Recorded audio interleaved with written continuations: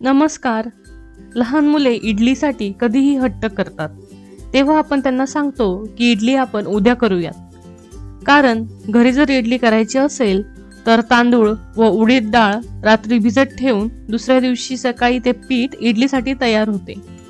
आजकाल इन्स्टंट इडली पीठ जरी मिळत असेल तरी त्यातील प्रिझर्वेटिव्हमुळे आपण त्यांना प्रत्येक वेळी त्यापासून इडली बनवून देऊ शकत नाही. कारण प्रिझर्वेटिव्हचा ओव्हरडोस आरोग्यासाठी चांगला नसतो.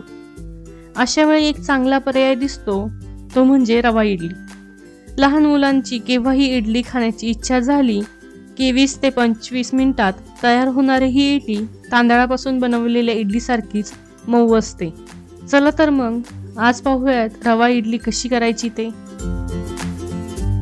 सर्वप्रथम मी येथे 2 वाट्या रवा घेत आहे. रवा व्यवस्थित निवडून व चाळून घ्या. आता यात चवीपुरते मीठ टाकूयात. इथे मी 1 वाटी दही टाकत आहे. आता हे व्यवस्थित मिक्स करून घेऊ. 2 वाटी रव्याला 1 वाटी दही हे प्रमाण लक्षात ठेवा.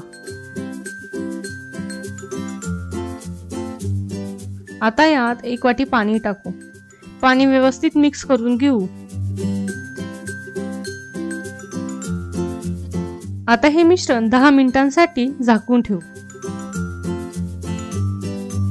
10 मिनिटांनंतर आपण पाहू शकता आपले पीठ घट्ट झाले आहे. यात अर्धा चमचा सोडा टाकूयात.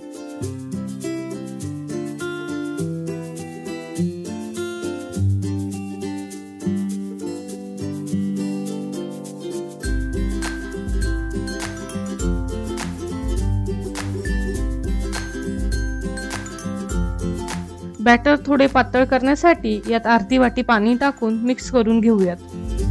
बॅटर जास्त पातळही करू नका. जसे तांदळाच्या इडलीसाठी पीठ ठेवता तशीच याची कन्सिस्टन्सी ठेवा.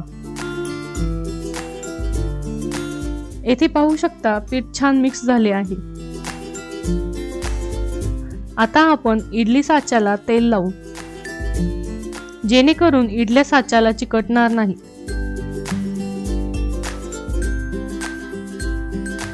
आता यात आपले मिश्रण टाकू.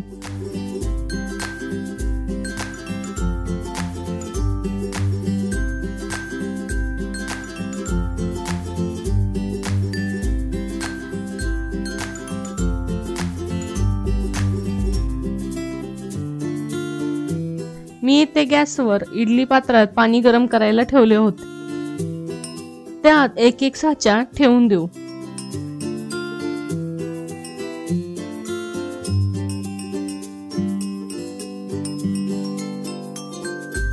आता इडली पात्राचे झाकण लावून 15 मिनिटे मोठ्या आचेवर वाफवून घेऊ. आता 15 मिनिटे झाली आहेत. आपण पाहू शकता आपली इडली व्यवस्थित शिजली आहे.